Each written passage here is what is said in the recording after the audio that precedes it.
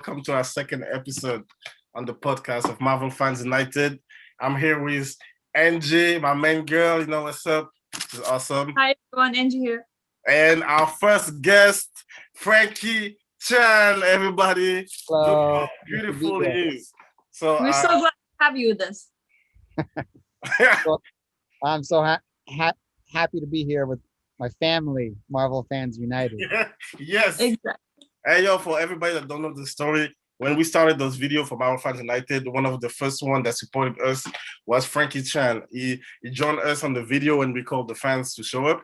He didn't have to. He's a busy man, but he still did it. And when we went to LA, he was always cool with us, and we kept in touch. So I'll let Franki introduce himself. He's also in charge of I Heart Comics, if I'm saying it right, because I have a strong accent. So Franki, can you tell us about you very quick? Sure. Obviously, my name's Franki. I own a company called I Heart Comics. We are a creative marketing agency that works a lot in film and music.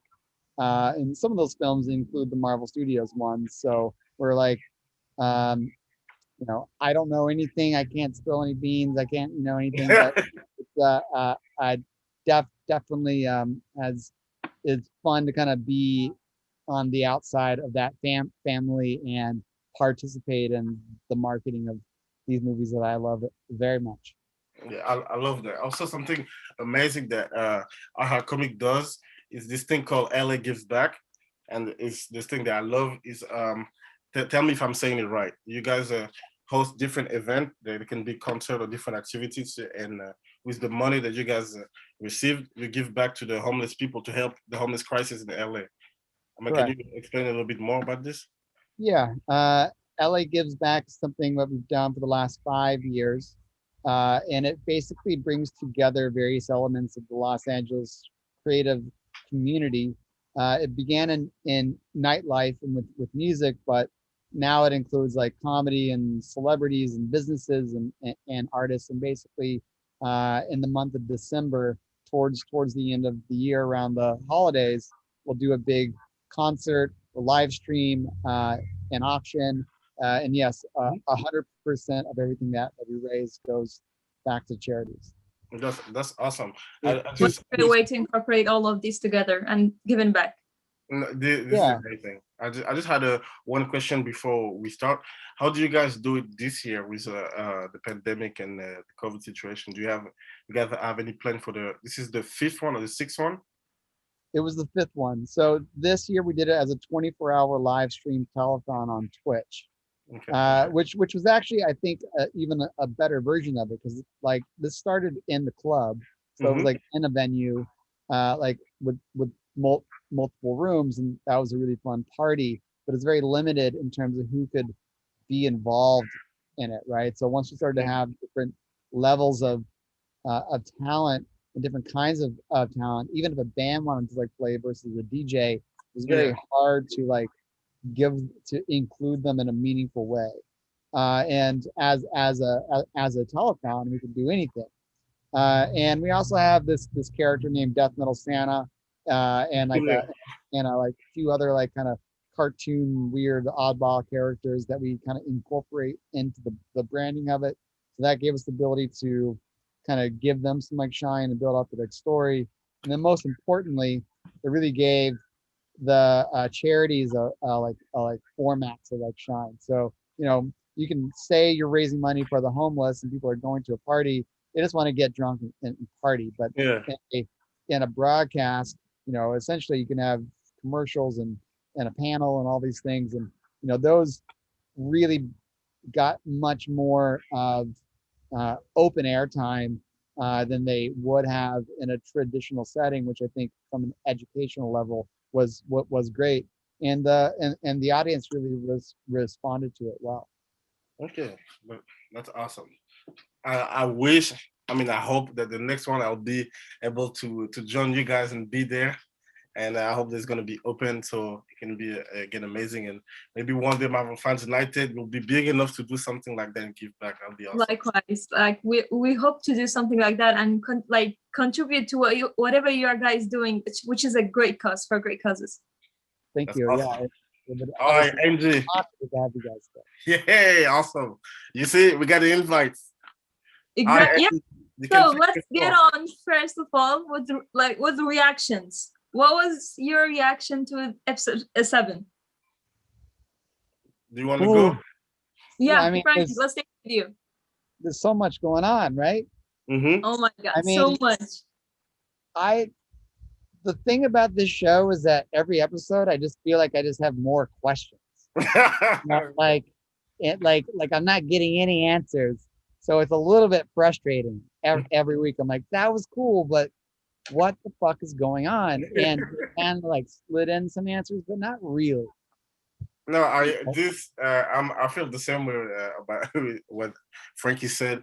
Every time I think I know something, you know, and we talked about it. We have like different scenarios. We have like, oh, this is gonna happen. It's gonna be that. Something new happened, and you have like more questions. You're starting over, and I think that's what is awesome about this show is that you keep on, you know, you're on the edge of your seat. You keep on thinking, and you keep on thinking about this show. That's awesome. What did you think? What was your reaction when you watched episode 7? So I agree with both of you. The thing is, we do get some kind of answers, but each episode we get so much more questions that we get overwhelmed with the answers that we are getting. So it's like how could this even get much more confusing than it already is? And like every time you don't expect to see whatever is coming without all of the leaks and expectations, the theories, it still manages to make you like shocked and surprised and still want much more of it. And the biggest villain of this series is the please stand by when it comes on. Yeah. When it's over. You're like, oh my God, again, how fast did this episode get to an end?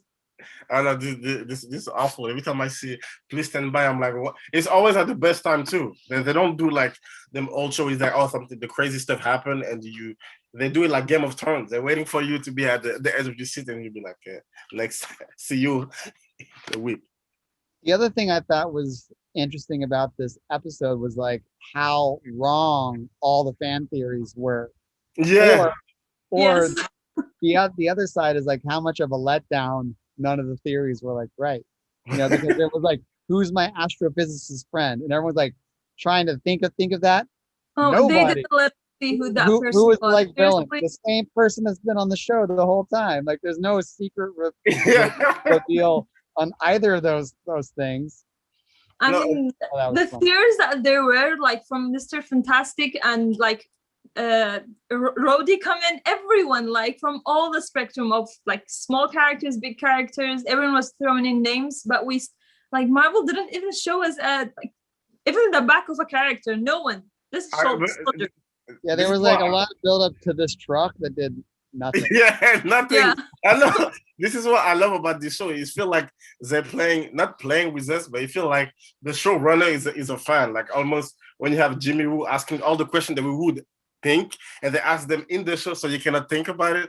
And the answers I give you is just like, hey, this is not what you think. Let us do this thing and go with it. And yeah, it throws off fans as well. Like making us question the wrong things. This is awesome. So right. I want to say something about like, let's get into, so everyone, if you are listening, if you have not seen it, which I hope everyone has seen it, just go away and you can watch our podcast on all major podcast platforms. So because we are going to be talking about spoiler, it's going to contain spoilers. So Kirk, let's start with you and give us the first reviews and Easter eggs, everything that we caught up in this episode. Okay, I got you all up. I'm gonna say it again because last time we did this podcast, people wanted to kill me. Spoiler alert, okay? At the beginning, we're just talking. This is the spoilers, all right? Now we're gonna talk. Go away now. All right, let's go. This is crazy to me in this episode because now we're not in the first part of the show when we're like, oh, I can't wait for people to find out what's happened. I can't wait for Vision to tell Wanda something crazy. We're in the business now. Everyone know it's a game. Everyone know this is a thing that Wanda made. And what? But was it? Yeah, I know we don't know, but I'm saying people actually people realize something is weird. It's not just like, oh, what is happening? We have a fake answer. We don't know the truth, but at least people realize something is weird. Something is different. That's why I like that Vision is open. It's not playing along with, oh, what's going on. This is awake, and I like that. So we can. Yeah, I like that aspect too. Like we didn't get a reboot of like rewind of Vision. Like he's of where we left it in the end of the last episode. Mm-hmm. Well, the thing I like about this episode is that now all the pieces are in place, right? So like Vision is set up. He's like on his own. Wanda is starting to like figure things out. Agnes is revealed. Quicksilver's back in it. Monica's in there, you know, and also all of the other characters. So next episode shit's gonna go down. Yeah, I know it's gonna go crazy. Let's go step by step. Let's go. And Billy said, "My mom, you say, Mom, my head's feeling weird." How did you feel when you saw that? Yeah, Frank, let's take it from you.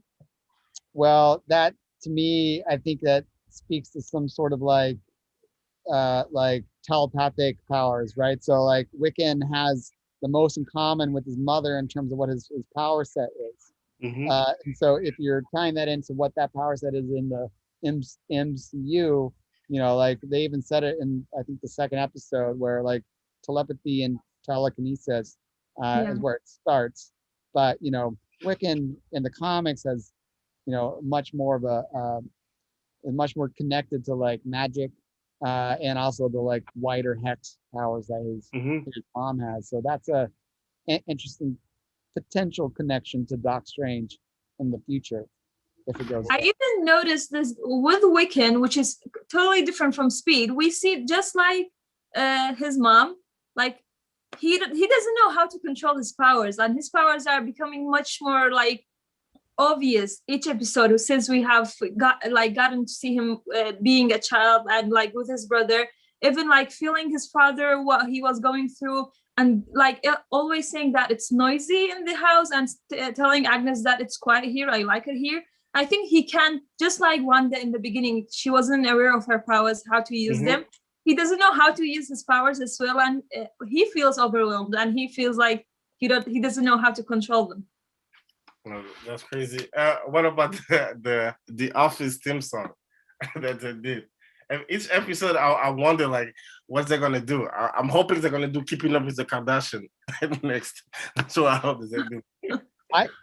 I thought it was great. I mean, I've been loving the like music and the homages to like different shows. You know, I've actually never seen The Office, so like I was wondering like what it was related to. So that's nice to like know. Because I was kind of getting some Arrested Development vibes. Oh, okay, yeah. I feel it. Like especially in the scenes when like Vision and was like in the truck and at the circus, and him and Kat Dennings were like talking back and forth. That to me felt very Arrested Development. Yeah, well, I that's the show I didn't watch. I need to watch that. You need to watch The Office, but I need to watch Arrested Development. But me, it was like the interviews. I knew right away it was like the Office type. I think even with WandaVision being the first MCU series coming to televisions, it's also serving the sitcom world. Like they're like taking back so many people to go watch these series, these sitcoms, even the ones like the new generation that has not seen them. It's making a huge serve to all these series, which platform they're on. I'm sure there's a huge surge of people going back and watching them. Totally. I love what they're doing right now. Hold on 1 second. Oh, people are already commenting. This is awesome. Hey.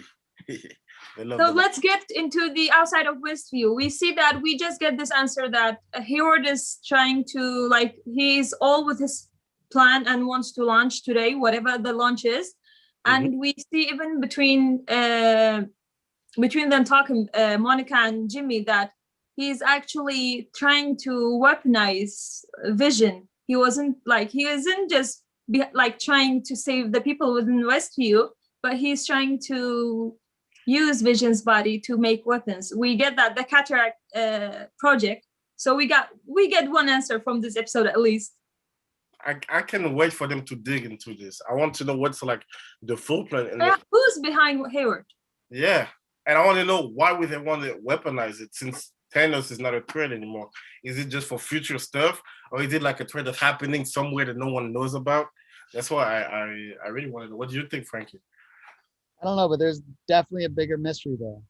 Mm-hmm. Yeah. You know, I mean, it's also like a trope, right? Like if the government gets their hands on the like cool technology, they want to make it into a weapon. Yeah, sure. That's a true science fiction comic book thing, dating all the way back to the first Iron Man. You know, that's true. And obviously, like just like the other, like the Alien franchise, like on and on. It's always people want to take the tech and use it for something bad, and I'm sure we'll figure out what that is. We also even like feel the lack of Nick Fury's presence.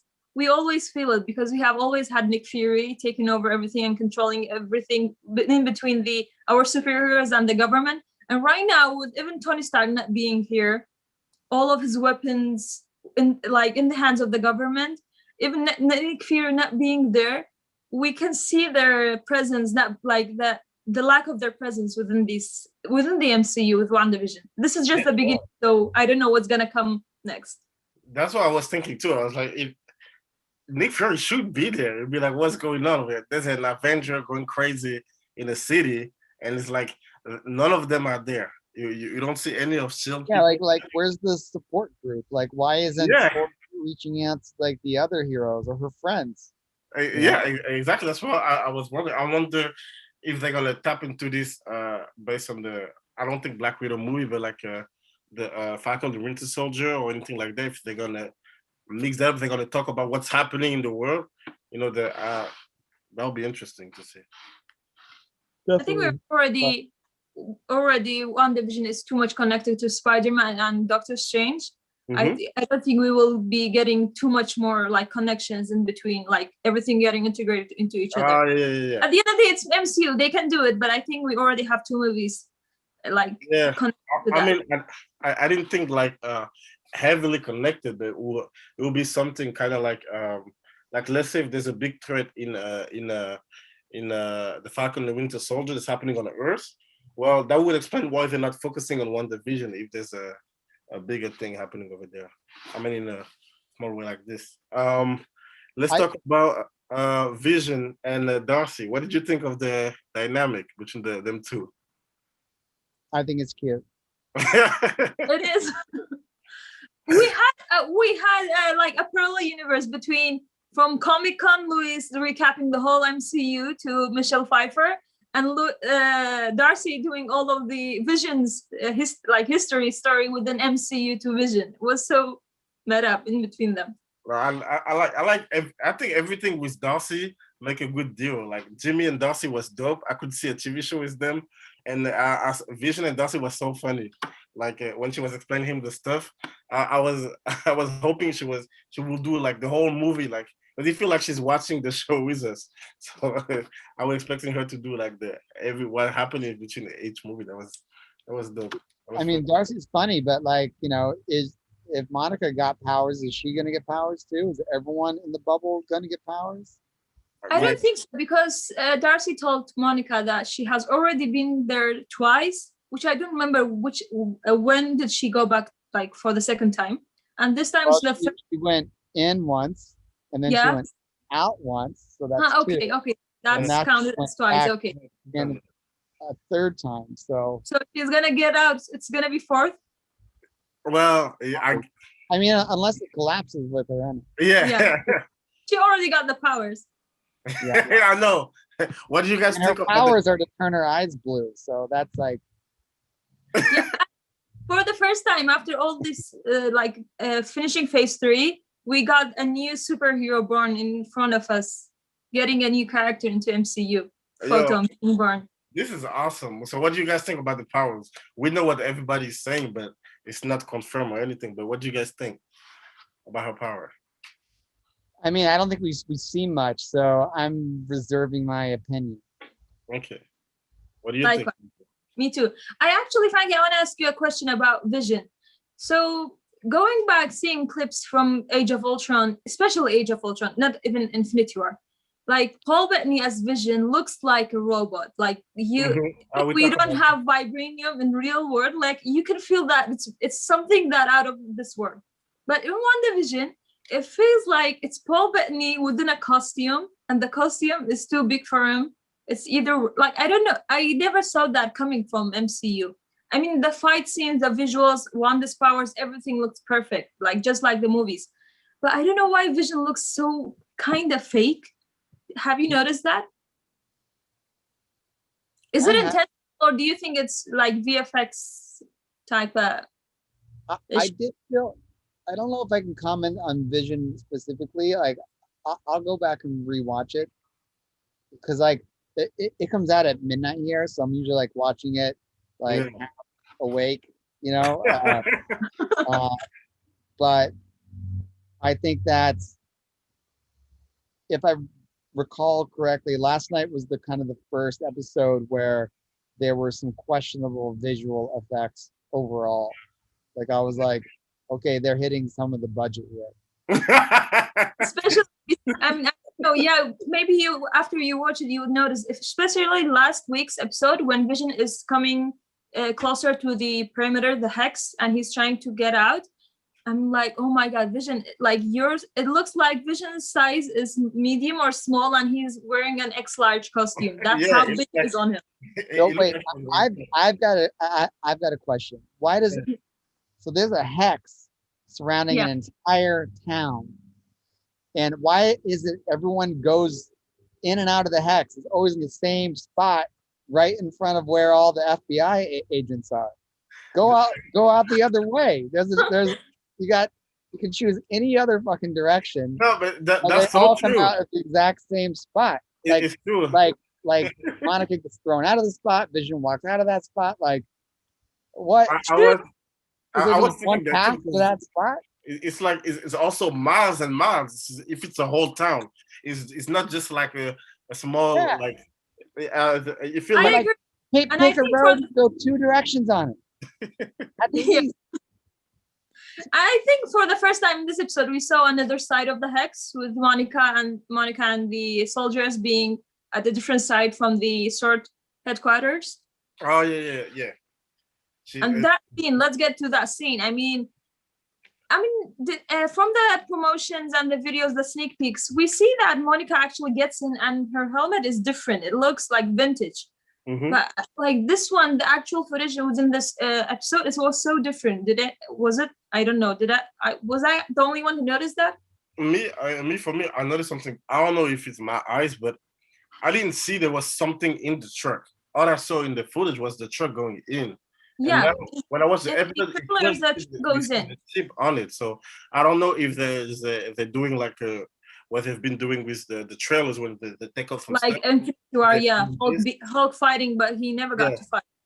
I wonder if they're doing this on the show as well. I just know that sometime on the previously they changed the scenes. Like it's not sometimes Wanda doesn't say the same stuff that she said on the show. Or like some like hardcore fan notice that. Like me, it will just go in front of my eyes. But some people like really notice that. Like even the hair sometimes is different. But this one was. I remember if you watch the promo video, the truck is not the same. I mean, the truck is the same, but there's nothing on it. It's just trying to smash. But when I watched the episode, you clearly see the whole ship on it. So I don't know if they're gonna keep doing that on shows or not. What do you say? Did you notice any of that? I didn't quite understand what you guys were saying. I saw in his face. He was like this. Next question. So, do you want me to go over it or no? Go over what? What you just talking about? All I know you're talking about the shape of the truck or some. No, what we are saying is that in the trailers, Monica actually gets into the hex with the vehicle, right? But in the episode, he didn't. Well, did we really see that in the trailer? We see her try to. Even in the trailer, the footage is different.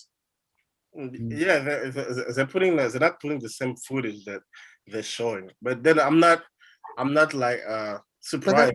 that's like an old Marvel trick. Yeah, they've been doing Exactly. that. That's just marketing. By the way, shout out Dustin and Greg. Yeah. Oh, here. Shout out to them. Hi. Yeah. Destin Sandoval, my man.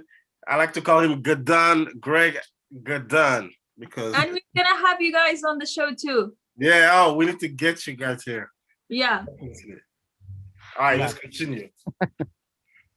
So let's get to Monica like opening the door and trying to warn Wanda. Oh my god, Wanda was so furious and scary. Oh, I love that scene. I wanted some fight. I was like, hell yeah. She opened the door, like she came back this time, like, hey, you ain't gonna push me around. What's up? And Wanda got back to her old self. The accent came back. She was like, hey, you better get out of here, because if you come back with the same self, I'm gonna push you again. And I loved it. I like that Monica's trying to help her though. It's good. You know? Yeah, I think they feel each other, even though, I mean, when Agnes comes in and interferes, like the moment Agnes touched Wanda, I feel like, if I don't know if you guys noticed, it's like Wanda is hypnotized. It's like she immediately, like, she doesn't know how to respond and her eyes gets to another place.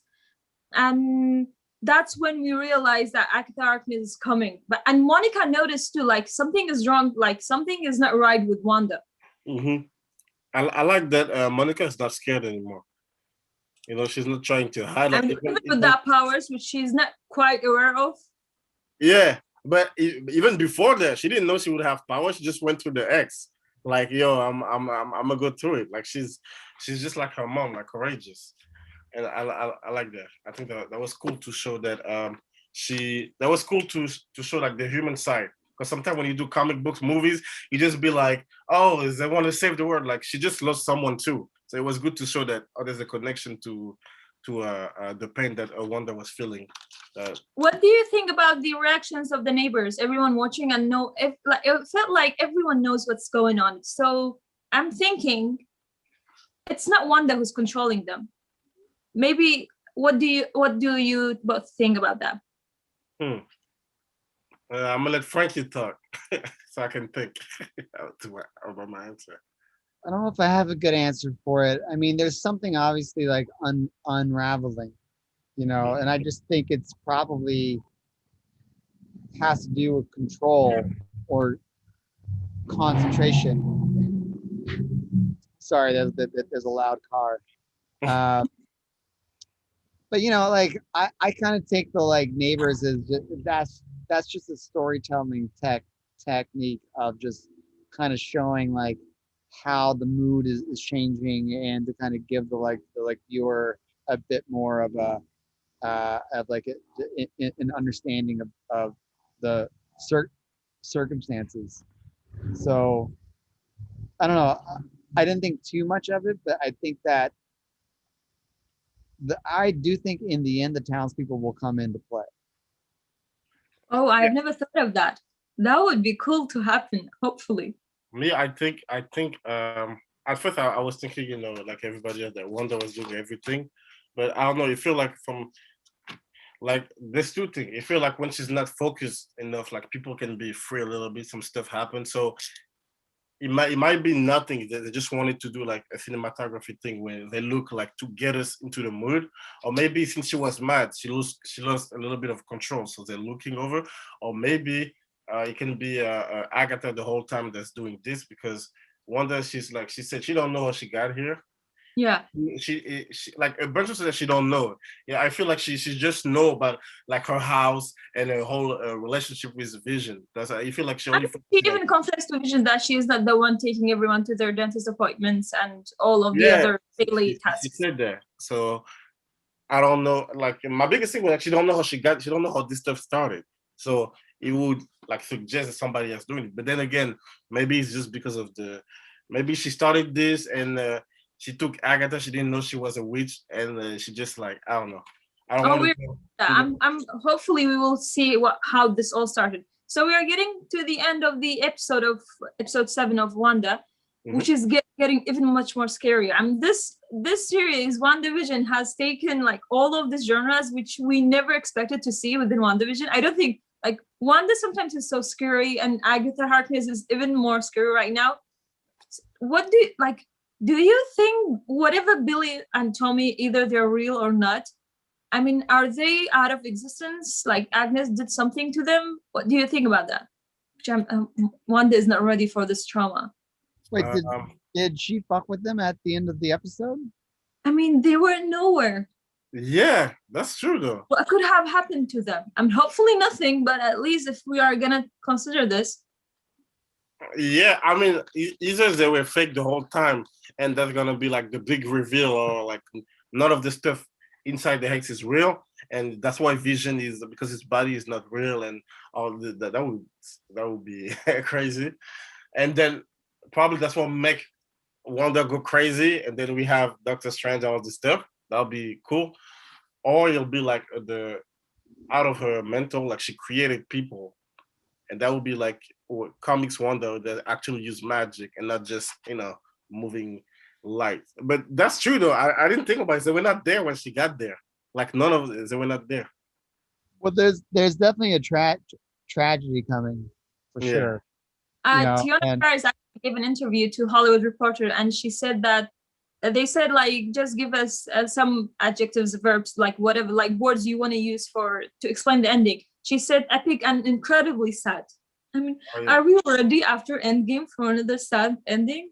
Well, if that ass Wanda doesn't deserve that, come on, seriously. Yeah, we need. I think it's good. Wanda doesn't, but us fans deserve a great story. We do. Oh my, yeah. I mean, everyone is like people, not everyone complain about Tony Stark. However, like, I mean, personally, I know that have cried, but Tony's story. I feel like it's time, the best thing that MC time to cry again. Okay, it's been a minute. Yeah, for sure. We've been happy for a long time. We asked for content. Now we need to feel stuff. You need to cry. You need to be happy. You need to, and they need. I feel like if they go like tragic or something like that, it'll make people talk about the show. People that don't mess with Marvel like that, they're just watching like this, they might be more interested. So I think it'll be good to go to shock people with the ending, to be like, yeah, we Marvel and we did this. Totally. I think that'll be. You guys awesome. Watch? Did you see the post credit? Yeah, scene? The mid credit scene. Yeah. Yeah. Okay. I mean, so like now Quicksilver's a bad guy. Well, I don't think he's the Quicksilver. I mean, I don't know how to even think about that. If he's not the Quicksilver from X-Men, we're all gonna be mad. But if he's not, then who is he? Oh, it's so messed up. Well, here's the thing on the mid credits scene. He didn't seem evil to me. It feel like he's like Snoopity Snoop. You say what? He's like Snoopity Snoop, which is like. Okay. Because for me, this is the theory I had in my mind. Just 1 second away from Monica on the face.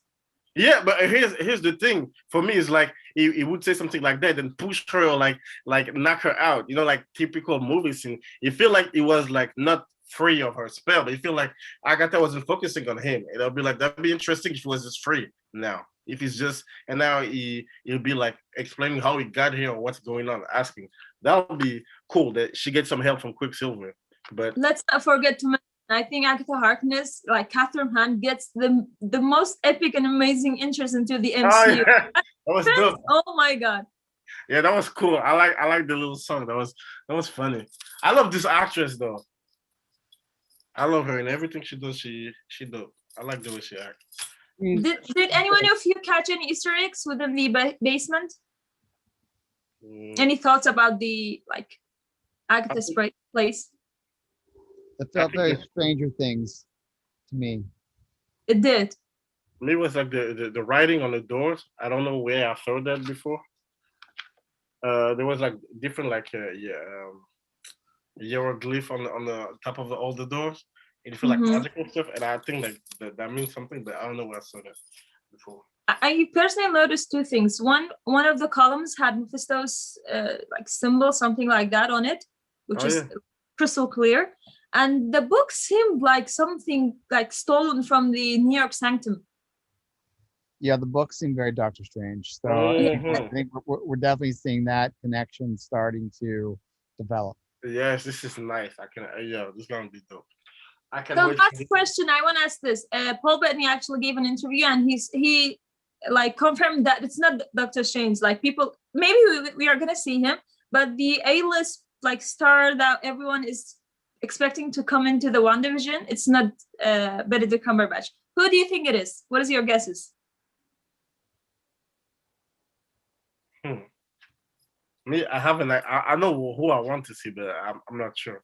I'd love to see like we said on the show before, like Professor X or something like that. But I think it might be someone to continue the story, like to promote something else. So I know it wouldn't be any Falcon Winter Soldier, nothing like that. But I'm thinking maybe to promote like Captain Marvel 2 or something like that, because Monica is in there, and I think like her next, I don't know, but if it's not Doctor Strange, I'm thinking maybe somebody that has to do with Captain Marvel. I'm thinking. I don't think it's Doctor Strange either, only because like that wouldn't be a surprise. Like yeah, that would be so. I'm expecting Doctor Strange. Like it's not a surprise. Yeah, exactly. it'll be like okay, that's it. So like he should be one of the cast of the series. Yeah, but for me, it just be like that's it. Like I mean, I know that's awesome. Maybe like this is not a Luke Skywalker moment. This is just expected. Me, I want to be like, what? Kind of like when I saw Quicksilver. I want to be like, what the heck? I mean, here's the thing: when someone says Luke Skywalker moment, that puts it on such a high level that it's like my mind goes to like. I was in tears watching that scene. Tony Stark, you know, like. Oh like, yeah. Like I don't know how he would fit or why you would bring him back, but if you want like a Luke Skywalker level, yeah, I know. Yeah, if you see it's got to be like Tony Stark, Professor X, Magneto, you know, like these things that are like that are probably like Magneto will make sense. Actually, you know? I want Magneto. I don't know why, but I feel like that, you know, the siblings will be like perfect family. I think if like an X-Men, not like a multiverse level kind of zinger, which is also fun, but if like a real fucking like boom X-Men, that would be awesome. In the MCU is actually 100% year moment. I think that's what people would. I know I'm getting ahead of myself, but all maybe I want from Wolverine. I want to hear. Dream that big. I want to hear. I just want to hear this. If I hear this, I'll be happy. I want to hear the '90s theme song. Whatever ends up coming, like whoever shows up in the series, I'm sure that Marvel is gonna just stuck the landing, and it's gonna be great. Yeah, they'll be doing good so far. I trust them.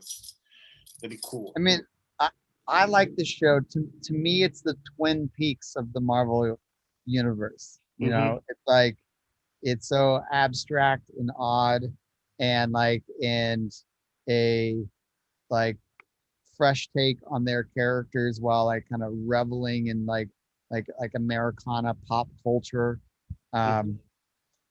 It's great. No, I just wish that it was always so frustrating every week, but that's how. No, I think it's awesome because Marvel like already show people like, oh, we got the movies. You know, when you put a movie out, you don't put a movie out because we're gonna kill you. But with the TV shows, people were like, what you gonna do now? This is not your thing, and it's good as they show the people that we have a place and we can do so much more. A pandemic or not pandemic, we have so much planned, and it's gonna be cool. It's good to see Marvel back in a different way, unique way, like WandaVision. That was dope. And personally, I have conflicting emotions because first of all, I think people have forgotten how to watch TVs, but like feels like every week we are getting a new MCU movie. Like the experience is always refreshed and renewed. But at the same time, I swear sometimes during the week, I'm just counting days and I can't do anything. I'm like, oh my God, how many days until Friday? And then, okay, what you gonna do if Disney Plus in the future have like 2 or 3 Marvel shows at the same time in the same week? you're gonna lose your mind. You're gonna be like, Friday you have Loki season 2, then you have a Black Panther TV show, and then everybody's gonna be on Disney Plus. It's not gonna work anymore. I mean, even today actually Disney Plus crashed the service. That was the amount of people that was trying to get in. That's a good sign, though. It is. Honestly, that's crazy. It is. No, good Disney Plus is the stuff right now. I need to get a show over there, man. So I think we're coming to an end of the live stream and our podcast. Last thoughts, last reactions, feelings. Frankie, let's start with you. Well, I just can't wait to like wrap this show up and see what happens. I mean, we're 2 episodes left. You know, like as I said earlier in the discussion, I feel like all the pieces are in place now, and there's no doubt that shit's going to go down in the next episode. But we're going to be stuck with another cliffhanger for sure. Oh yeah. Is it Marvel is good, but it's great with cliffhangers. It'll be like leaving you at the door, like ciao. What about Enje? At least we have Falcon and Winter Soldier to keep us going. And we have the making of WandaVision, which is good. We have 1 week in between these 2 series ending and starting. So I'm excited. Like Marvel has been coming back so strong. I don't think anyone was doubting Marvel, but not to that degree. Like we have been surprised, and like they have been given something to us that no one would expect it to be that good and that great. Right. And then right after Falcon and Winter Soldier, we have Loki starting. Either Loki or Black Widow, hopefully Black Widow. Yeah, then Shang-Chi, what if? All of it. Yo, this year is packed. No, this year is packed. And so you guys expect a lot of content from Marvel Fans United. You can see Enje every time there's something going on about Marvel. You can check the Twitter Marvel Fans United. She's gonna post everything that's going on in the MCU world. You can expect videos from Julien and I. If a trailer doesn't come out, we're gonna ask for it. And also for the Falcon and Winter Soldier, we're gonna drop videos like almost every day to entertain you guys and stay focused on what's going on. And don't forget to follow my main man Franki Chan. Go see what's going on in iHeart Comics. Go check their Instagram. They post awesome stuff and awesome music of the day. I love them. And this is the end of the show. We see you next week for episode 8. Okay.